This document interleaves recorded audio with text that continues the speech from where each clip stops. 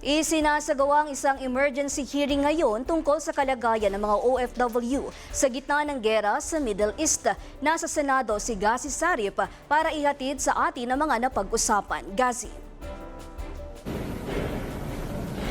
Yes, Joanna, kinwestiyon ni Senator Redante Marcoleta ang Department of Migrant Workers bunsod ng mabagal umanong repatriation ng mga OFW sa gitna ng tumitinding tensyon sa Middle East.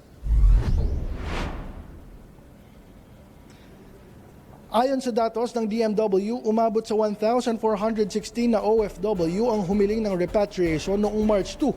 Pero makaraan ng 4 na araw, 6 na po pa lamang ang naiuuwi sa bansa. Iginiit na Marcoleta na napakababa ng response rate ng pamahalaan dahil katumbas lamang ito ng halos 4%. Pinaliwanag naman ni DMW Secretary Hans Leo Capdac ang proseso ng pamahalaan sa pagpili ng unang i-repatriate at ito ay kung gaano kalapit ang mga OFW sa mga lugar na nakaranas ng mga missile at drone attack.